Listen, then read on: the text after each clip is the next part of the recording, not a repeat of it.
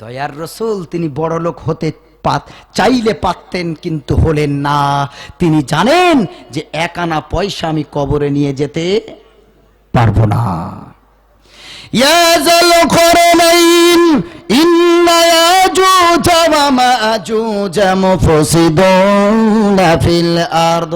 পৃথিবীতে আল্লাহ একজনকে বহু রাজত্ব দিয়েছিলেন, বহু ক্ষমতা দিয়েছিলেন, সুলতান বানিয়েছিলেন। তার নাম হলো বাদশাহ জুলকারনাইন।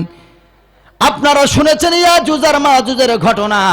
ঈসা নবীর সময় তারা পাহাড় কেটে বার হবে। ওরে আল্লাহর বান্দা, তাদেরকে এই আপনার কিনা বাদশাহ জুলকারনাইন সীসা গলিত করে তাদেরকে ঢেকে দিয়েছে। তারা আজও পর্যন্ত তার ভিতরে বংশ বিস্তার করে বেড়াচ্ছে। আল্লাহর বান্দারা আমার, এত বড় টাকার মালিক আল্লাহ বানিয়েছিলেন। বাদশাহ জুলকারনাইন মারা যাওয়ার আগে বলে গিয়েছিল যে শোনো গো আমার ভক্তরা, শোনো গো ও পৃথিবীর মুসলমানেরা, আমি বাদশাহ জুলকারনাইন মারা যাওয়ার পরে খাটিয়ার 2 দিকে আমার হাতটা বার করে দিও, যাতে সারা পৃথিবীর মানুষেরা দেখে শিক্ষা নিতে পারে আমি এত বড় নেতা হয়ে 1 আনা পয়সা সম্পদ কবরে নিয়ে যেতে পারলাম না। ভাইরা আমার, শ্রীদেবী মারা গেল, বাথরুমে তার হলো মৃত্যু। নগ্ন শরীর, শরীরে কাপড় নেই, বাথরুমে মৃত্যু হলো শ্রীদেবীর। আর তারপরে মৃত্যু হয়ে যাওয়ার পরে সারা ভারতবর্ষের মানুষ থমথমে হয়ে গেল, চুপ হয়ে গেল। সবার যেন একটা দুঃখ কষ্ট, কাকে হারিয়ে দিলাম, সবাই কাঁদে।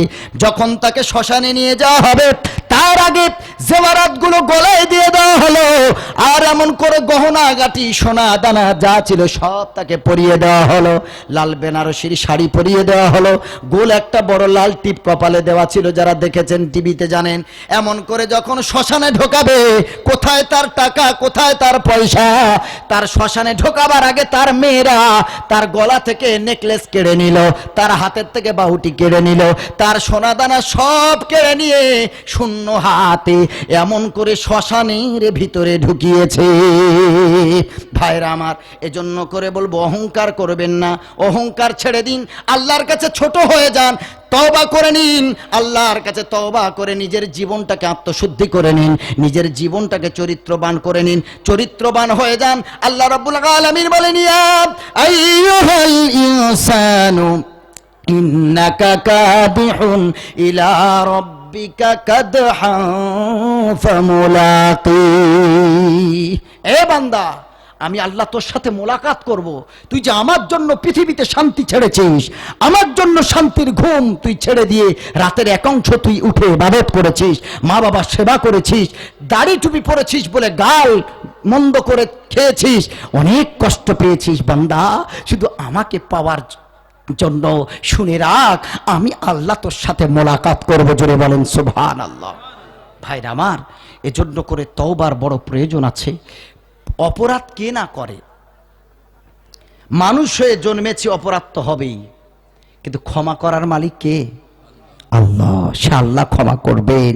এজন্য অহংকার নয়, সর্ব অবস্থা আল্লাহর কাছে তওবা। আল্লাহ, হয়তো গুনাহ করে ফেলেছি, জেনে হোক আর না জেনে হোক, আল্লাহ তুমি আমাদের অপরাধ ক্ষমা করে দাও।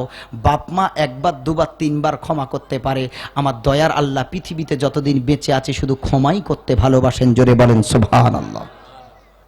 চিন্তা করছেন, আল্লাহ তো একটা মায়ের মতো না, 70টা মায়ের থেকে বেশি ভালোবাসে। সুবহানাল্লাহ পড়েন।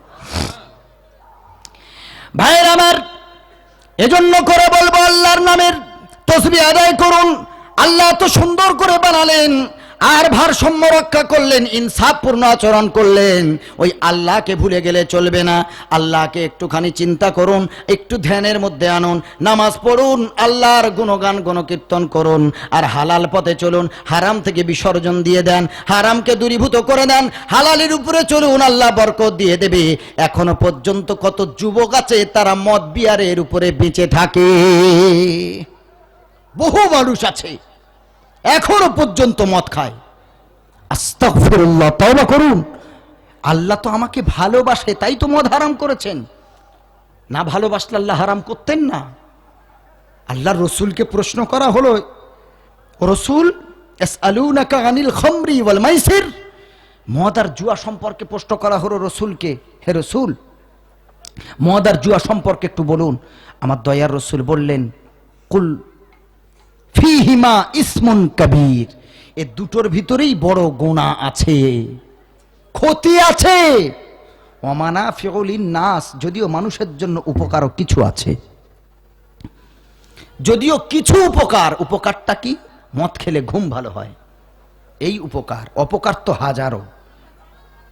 মদ খেলে বমি হয়, অনেক লিভার ড্যামেজ হয়, কোলেস্টেরলের মাত্রা বেড়ে যায়।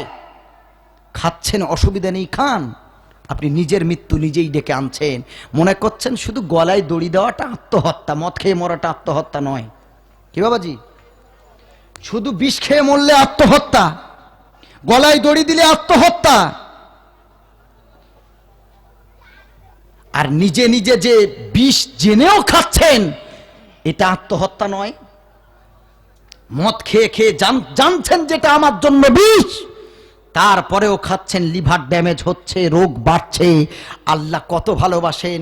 আল্লাহ তাআলা বললেন, যদিও হালকা উপকার আছে কিন্তু অপকার বেশি, তাই আমি আমার বান্দাকে বেশি ভালোবাসি, এজন্য তা আমি নিষিদ্ধ করেছি। জোরে বলেন সুবহানাল্লাহ।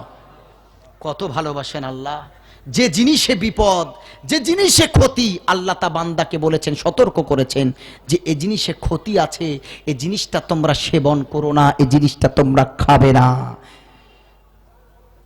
মুসলমান, আজকে আমাদের ঘরে ঘরে গোস্ত ছাড়া ভাত হয় না।